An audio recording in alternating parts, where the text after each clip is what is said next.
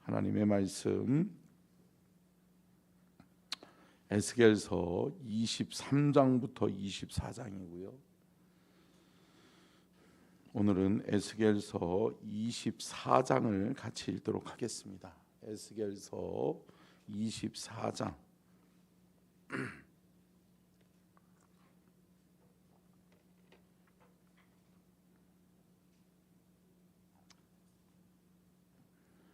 아홉째 해 열째 달 열째 날에 여호와의 말씀이 내게 임하여 이르시되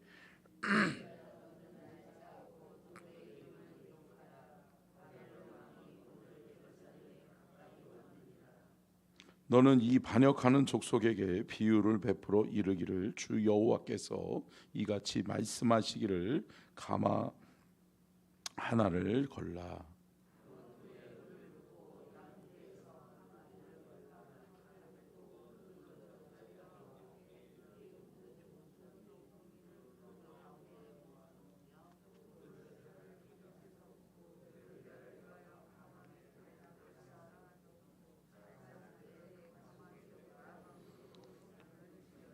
그러므로 주 여호와께서 이같이 말씀하셨느니라. 피를 흘린 성읍 녹슨 가마 곧 그 속에 녹을 없이 하지 아니한 가마여 화 있을진저 제비 뽑을 것도 없이 그 덩이를 하나하나 꺼낼지어다.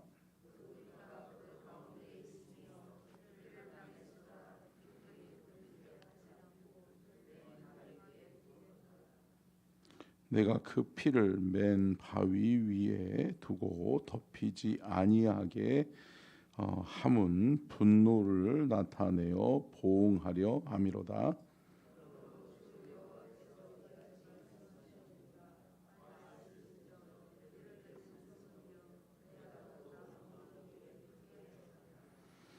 나무를 많이 쌓고 불을 피워 그 고기를 삶아 녹이고 국물을 졸이고 그 뼈를 태우고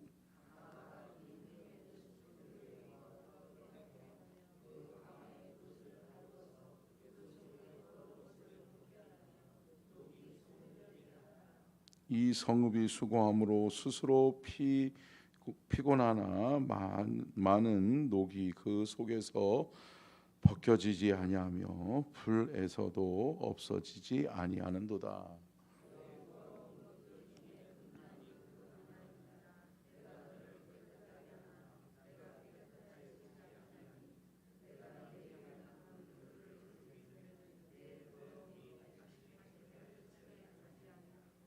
나 여호와가 말하였은즉 그 일이 이루어질지라.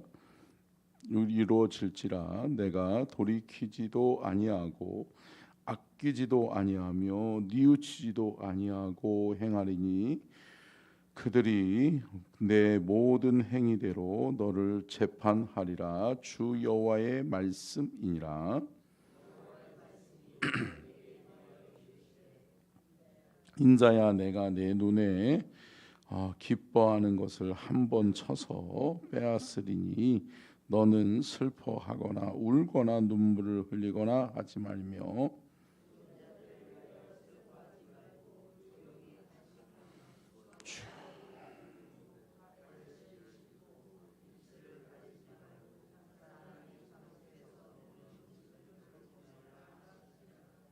내가 아침에 백성에게 말하였더니 저녁에 내 아내가 죽었으므로 아침에 내가 받은 명령대로 행하매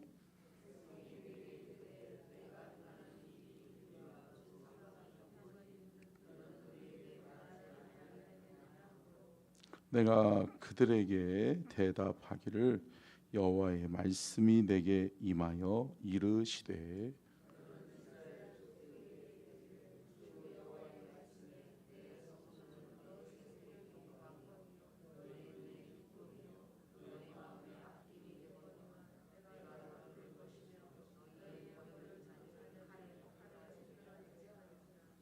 너희가 에스겔이 행한 바와 같이 행하여 입술을 가리지 아니하며 사람의 음식물을 먹지 아니하며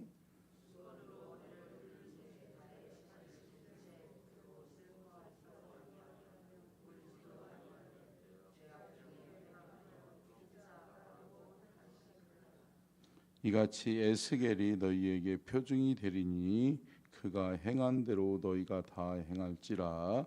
이 일이 이루어지면 내가 여호와인 줄을 너희가 알리라 하라 하셨느니라.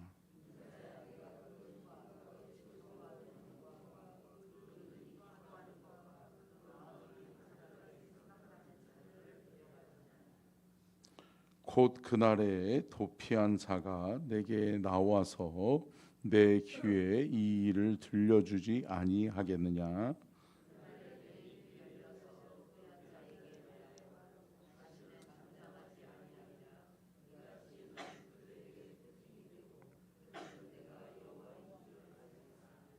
아멘. 아멘. 이는 살아계신 하나님의 말씀입니다. 오늘 말씀의 제목 같이 읽겠습니다. 시작. 두 가지 비유와 심판. 에스겔의 순종과 백성의 완악함. 오늘 본문 말씀에는 두 가지의 비유의 말씀이 나오고 있습니다. 에스겔이 첫 번째는 어떤 비유를 하냐면 두 음란한 두 자매의 비유에 대해서 말씀을 하고 있고요. 두 번째는 녹슨 가마의 비유에 대해서 말씀을 하고 있는 것을 볼 수 있습니다. 그런데 여기서 음란한 두 자매의 비유에 있어서 음란한 두 자매를 어떻게 비유하냐면 이방 민족의 왕들과 음행했다라고 말씀하고 있어요. 근데 이 이방 민족의 왕들과 음행했다라고 하는 얘기는 뭐냐면 여기서 나오는 첫 번째 딸이 나오죠. 첫 번째 딸이 누구예요? 오홀라죠. 오홀라라고 하는 여인은 북이스라엘을 상징하는 거예요. 결국은 북이스라엘을 상징하는 게 곳이 어디예요? 사마리아란 말이에요. 사마리아. 그래서 북이스라엘의 사마리아를 상징하면서 결국은 이 언니 오홀라는 누구하고 행음을 행했다라는 거예요? 아수르예요. 아수르는 북이스라엘을 맨 처음에는 북이스라엘과 화친을 한다. 맨 처음에 항상 이것이 망하는 이유가 뭐냐면 그들과 화친을 하는 것은 하나님께 물어서 했다. 자기들의 맘대로 했다. 자기들의 맘과 자기들의 뜻대로 했단 말이에요. 그리고 인간을 먼저 생각하고 인간을 두려워하는 마음속에 그들이 선택한 거란 말이에요. 근데 여러분 결국은 그들이 행한 대로 하나님이 보응하시는 줄로 믿습니다. 사람 의지하다가 결국은 아수르를 의지하다가 북이스라엘은 망한 거죠. 그러다 보니까 오늘 비유의 말씀에서 언니 오홀라는 북이스라엘을 상징하는 거예요. 북이스라엘이 아수르를 의지하다가 아수르에 의해서 너희 북이스라엘이 망했다. 그런데 그 북이스라엘 멸망하는 모습을 남유다 백성들이 봤다. 그대로 봤음에도 불구하고 그들이 똑같은 잘못을 범하죠. 동생 오홀리바는 누구를 의미해요? 남유다를 의미하는 거죠. 남유다의 예루살렘을 의미하는 거예요. 근데 남유다의 예루살렘이 또 어디를 의지했어요? 아수르가 쳐들어왔을 때 누구랑 또 화친을 맺어요? 바벨론을 의지했다가 결국은 어떻게 돼요? 바벨론에 의해서 멸망한단 말이에요. 참 여러분 이것이 인간이에요. 꼭 누군가의 실수를 봤음에도 불구하고 나는 저러지 말아야지 라고 했는데 꼭 어떻게 돼요? 그렇게 된단 말이에요. 나는 저 사람처럼 되지 말아야지 그 사람처럼 되는 거예요. 여러분 보세요.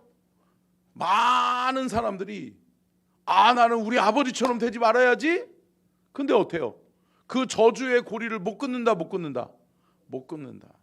여러분, 가족 대대로 내려오는 악행이 있고 어때요? 가족 대대로 내려오는 저주의 고리가 있단 말이에요. 여러분, 술로 망하는 가정, 술로 망한다, 망한다. 그러니까 결국은 아버지가 술주정뱅이고 죄송해요. 아버지가 술로 망해버렸어. 그래서 이 아들은 나는 절대 술 안 먹을 거야, 나는 아빠처럼 안 될 거야, 나는 아버지처럼 안 될 거야 라고 하는데 어때요? 그렇게 되더라고요. 똑같이 아버지의 전처를 밟는 자녀들이 있다. 여러분, 물론 믿음으로 그것을 결단하고 하나님 앞에서 철저하게 회개함으로 말미암아서 하나님 앞에 돌아오면 하나님이 그의 길을 바꾸실 줄로 믿습니다. 그의 인생의 저주를 끊어버리실 줄로 믿습니다. 끊어버려야 될 때가 있단 말이에요. 근데 이것을 끊어버리지 못하니까 결국은 이스라엘 백성들이, 북이스라엘은 어디에 망해요? 아수르에 망하고, 그리고 남유다는 바벨론에 망하는 거예요. 그런데 그들이 결국은 누구예요? 아수르나 바벨론이나 이스라엘 백성들이 의지했던 사람이다. 내가 의지했던 사람, 나를 정말 가장 아끼고 소중하게 여기고 나를 도와주고 나를 보호해주는 사람인 것 같았던 그 사람이 어떻게 한다? 뒤통수 친다. 여러분, 믿는 도끼에 발등 찍히면 아프다. 여러분, 사람이 참 어리석죠. 제가 늘 강조하지만 여러분, 사람 의지하지 마세요. 사람은 절대 의지할 대상이요 믿음의 대상이 아닌 줄로 믿습니다. 우리가 의지하고 우리가 믿어야 될 대상은 누구다? 오직 하나님밖에 없다.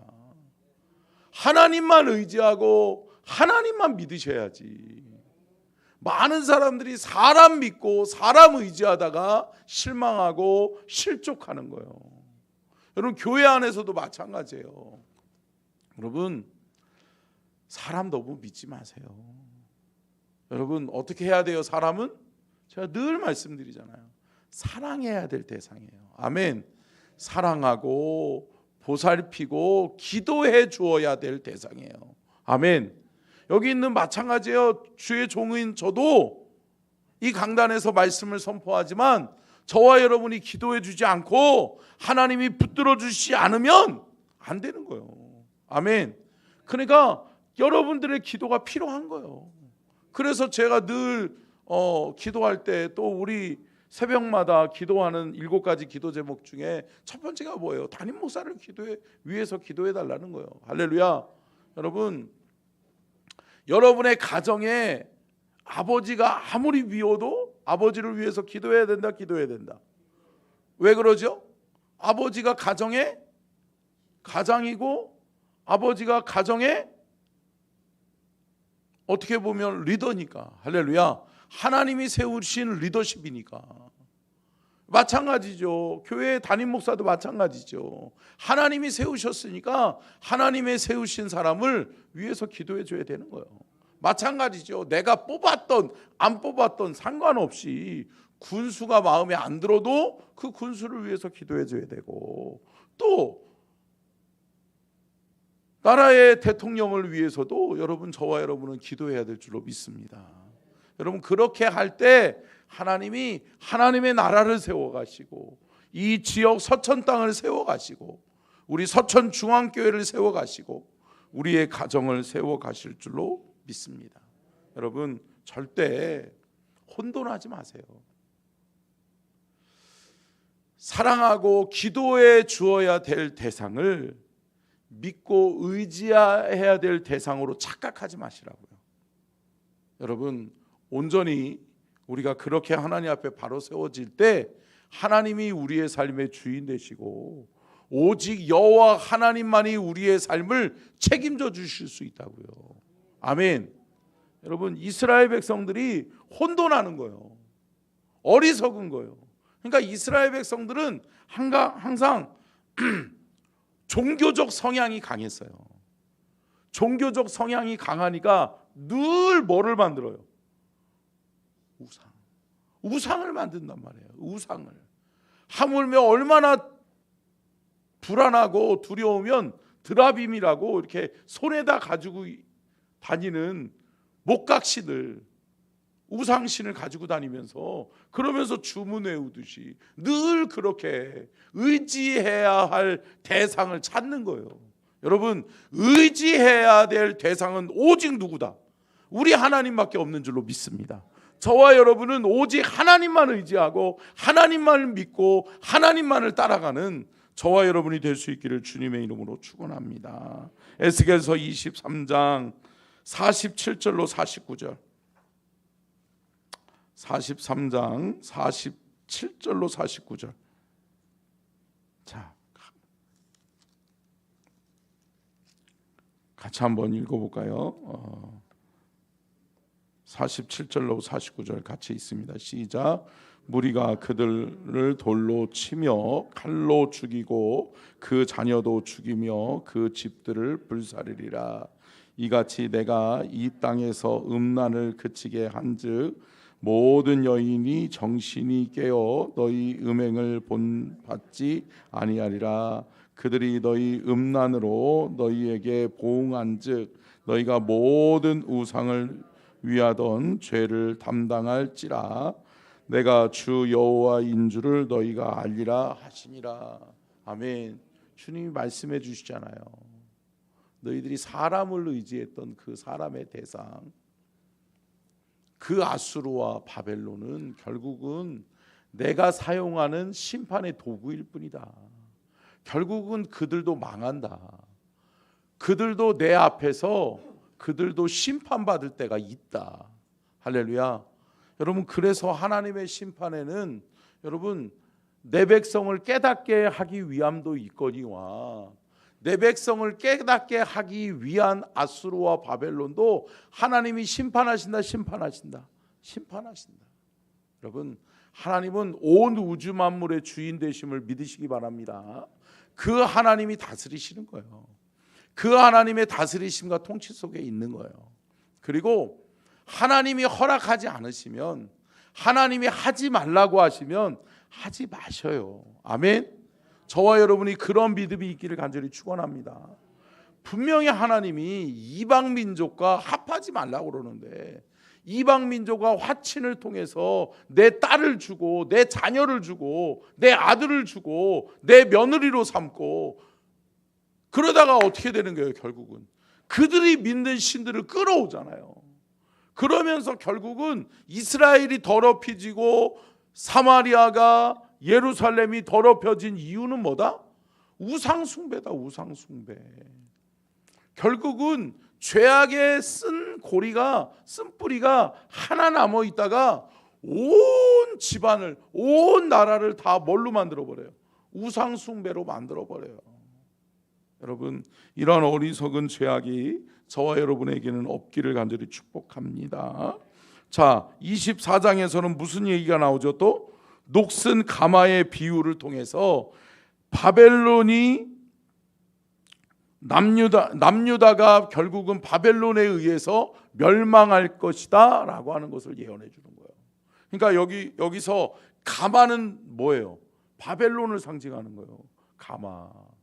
그리고 그 가마에 들어있는 이 오래된 찌꺼기와 같은 이 녹슨 이 녹들은 뭐를 상징하는 거예요? 이스라엘의 죄악을 상징하는 거예요. 이스라엘의 죄악. 그러니까 그 안에 들어가서 국물이 우러나고 뼈가 우러나고 그래야 되는데, 여러분 사골 국물 다 태워본 적 있으세요?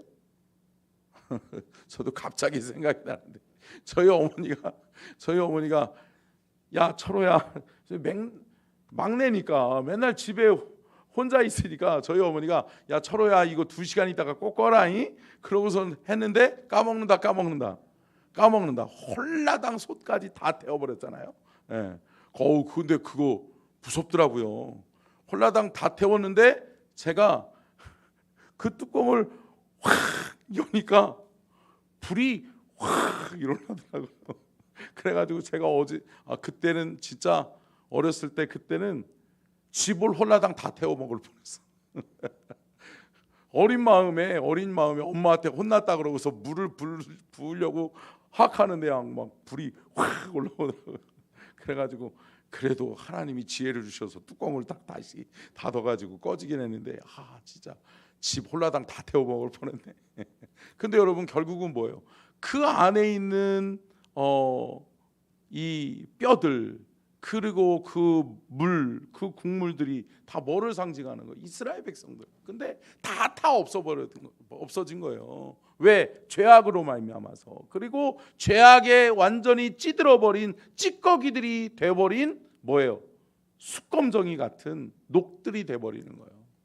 그러니까 그것이 안 벗겨진다. 그것을 없애려고 해도 안 없어지는 거예요. 그러면서 그 밑에다가 불을 떼시는 분이 누구예요? 하나님. 그런데 여러분, 솥이 무서운 거예요? 그곳에 불을 떼시는 분이 무서운 거예요? 떼시는 분이 무섭지. 심판을 가하시는 그 하나님이 무서운 거지. 누구를 두려워해야 된다? 하나님 두려워할 줄 알아야 된다. 깨달아야 되는데 깨닫지 못하는 거예요. 말씀을 정리하면서 살아가는 성도 여러분, 하나님이 우리로 하여금 깨닫게 하실 때가 있다. 깨닫는 저와 여러분이 될 수 있기를 간절히 축원합니다. 그래서 24장의 후반절에 누가 죽어요? 에스겔의 아내가 죽어요. 에스겔의 아내가 죽는데 하나님이 뭐라고 말씀해요? 에스겔에게 그 전에 명령한 것이 뭐예요? 너는 슬퍼하지도 말고 울지도 말아라 라고 얘기해요. 근데 참 에스겔 대단하죠. 하나님이 그렇게 하라고 한다고 해가지고 사랑하는 아내가 죽었는데 울지 않아요. 그가 슬픈 기색을 내뱉지 않아요. 왜 그래요? 하나님이 명령하셨으니까. 그러면서 에스겔은 모델이었던 거예요. 이스라엘 백성들로 하여금 나 보고 깨달아라. 너희들 정말 이런 날이 온다. 정말 슬픔의 때가 온다. 그럼에도 불구하고 울지 못하고 그럼에도 불구하고 슬퍼하지 못하는 때가 온다. 여러분 보세요. 이 비유에서도 우리가 깨달아야 되는 게 뭐예요? 결국은 에스겔은 사랑하는 아내가 죽었음에도 불구하고 슬퍼하지 않고 울지 않잖아요. 하나님의 명령에 뭐 한 거예요? 순종한 거란 말이에요. 순종하는 에스겔을 볼 수 있는데 이스라엘 백성들은 깨닫지 못한다. 에스겔을 조롱하고 앉았어요. 여러분, 우리가 깨달을 수 있는 믿음이 있기를 간절히 축복하고, 또한 여러분 우리가 바라보고 우리가 의지해야 될 대상이 누구인지, 또한 우리에게 사랑을 주시며 또 때로는 심판하시는 분이 누구인지, 누구를 두려워해야 될지를 아는 저와 여러분이 될 수 있기를 주의 이름으로 축원합니다. 기도하겠습니다. 살아계신